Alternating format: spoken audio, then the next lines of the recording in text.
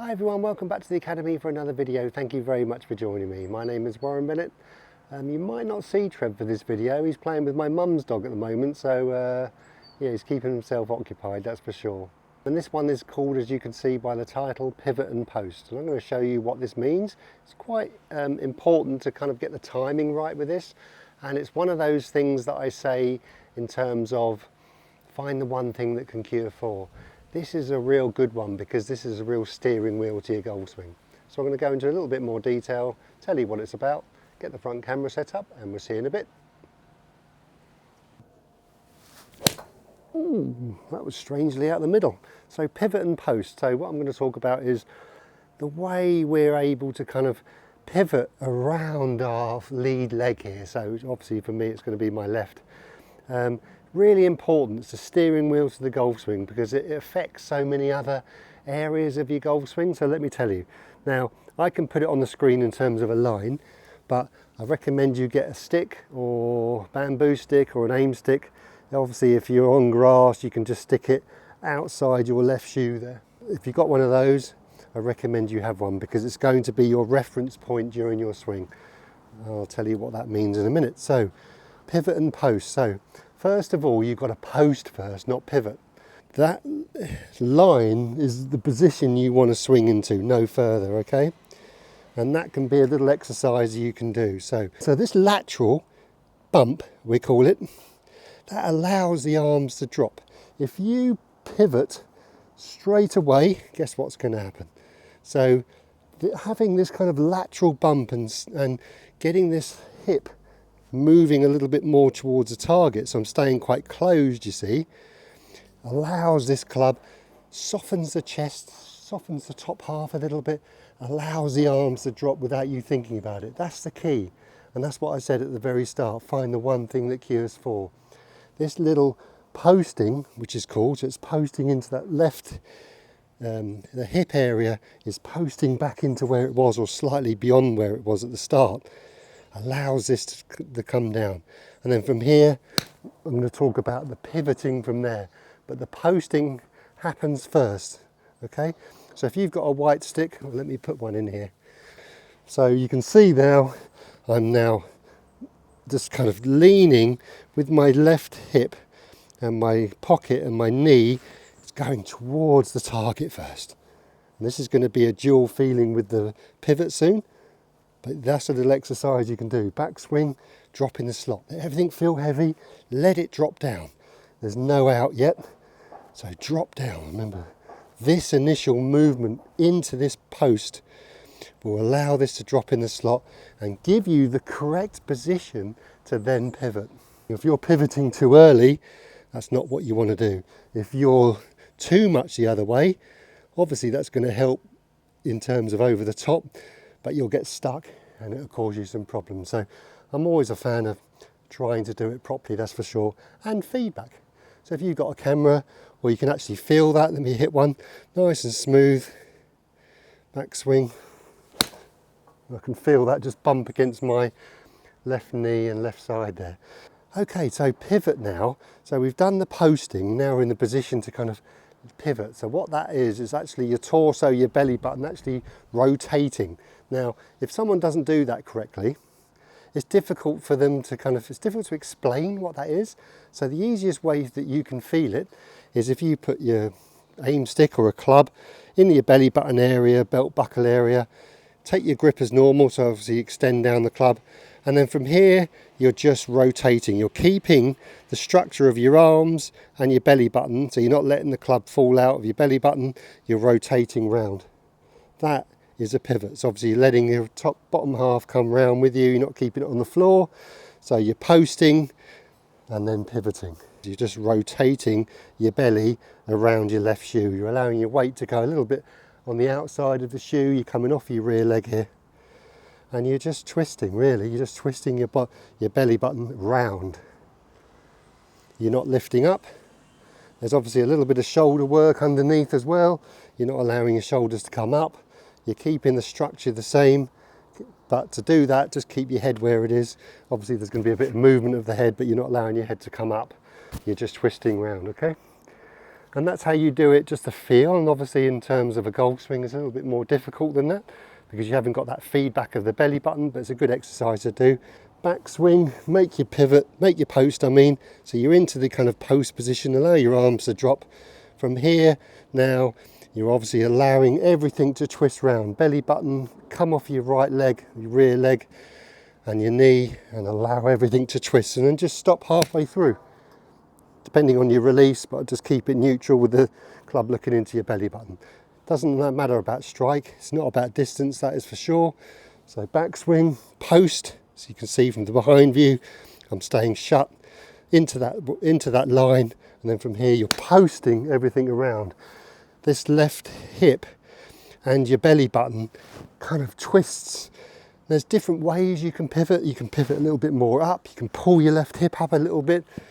Yeah, I'll just keep it neutral if I were you. And for that, it's kind of really get this left pocket kind of back behind your heel if you can. Obviously physically, be aware if you've got new hip or knee or anything, just be very careful. I wouldn't even do it, to be honest with you. But you can do the posting bit, post, and then pivot, which is all about belly button and left pocket. Belly button and left pocket, they're together, they're joined. It's not just your left pocket, because you're going to get stuck and hurt your back. Yeah, really important that is, because it's not just left pocket. In my view, there's ways that you can just do left pocket, and obviously there's ways and means from there, but I would just say it's a whole torso rotation, I call it. I wouldn't just separate too much. There is obviously a bit of separation, definitely in transition here. You're kind of moving this is transition, this is moving, this is staying stationary because of it. But I would say the actual pivot motion is your left hip and your left kind of torso or your kind of belly button moving around. There probably is a bit of natural separation anyway, but I wouldn't just jerk it because it will hurt your bottom of the back after a while, in my opinion and my experience as well. So post, left pocket and belly button. Oh, that is a steering wheel to keep that club effective. Bit of compression and keep it going down the line. What I mean going down the line is like a slingshot, because that's working and your belly button's firing and you're getting out of the way like that baseball player. That allows the club and arms to slingshot down the line without you thinking about it. That's the secret, remember. So one more freezer, backswing. There's your post into the white line. Allow this to drop in as far down as you like, really, it doesn't really matter. From there, not too big a backswing for momentum. Post through. Oh, I lost my balance a bit, but I really pulled it out the way, that's for certain, because remember, to get that club online, under speed, correct path, bit of compression, and squaring it up more importantly, this pull of the left side does that.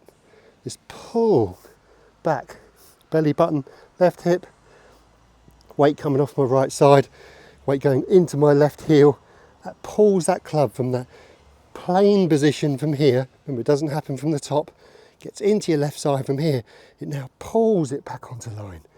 That's the sort of stuff you can't feel about. It's quite an elite thing. I'd say if you were a 28 handicapper, maybe not. There's probably other important ingredients in your golf swing, definitely. But if you're more of an elite player and you want to kind of control this speed and get some element of kind of consistency and get the club head working a little bit more kind of neutral and a bit more passive, I'd say this is a great one. Make sure you're pivoting around a good post. One more freezer, drop. Oh, probably got a little bit too much post there. Probably went beyond a little bit that way. Getting too excited to see. Okay, and then you can slow down, full swing without stopping.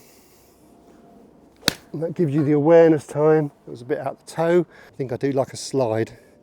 Let's see if we can post a little bit better with my left hip and torso and kind of left lat. Pull it up. Like there's an elastic band going up towards the top of that tree, and I'm going to pull up. Let's go for it. That's the trouble, you see. That felt a bit better.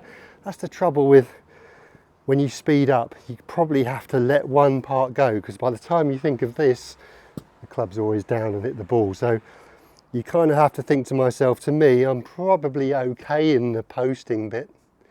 I'm probably left to my own devices, that probably happens naturally. But for me, I would definitely say that's the slow bit for me. So I'm going to put my eggs in that basket instead of the posting basket. I'm going to trust that happens and let it go. Yeah, that felt better. Probably still a bit slow because I haven't got all my ducks in a row, that's for sure. And that's really important what I said there. You can't think of two things, especially in the position coming down into the ball from the top of the backswing into impact and through, as we know. So you probably have to favour one. You could probably put a little bit of awareness in that, but then, or if you're a spinner, so you like spinning off your back foot and your back leg and your back foot goes that way, you may have to put all your eggs in that basket and then hope that you've got enough in your locker for that to happen without you thinking about it. Okay, let's just try one more. See if I can blend the two. White line, as you can see, post, nice and light, post. Right, trust that and then get going. Oh yeah, I'm getting somewhere, I don't want to stop now.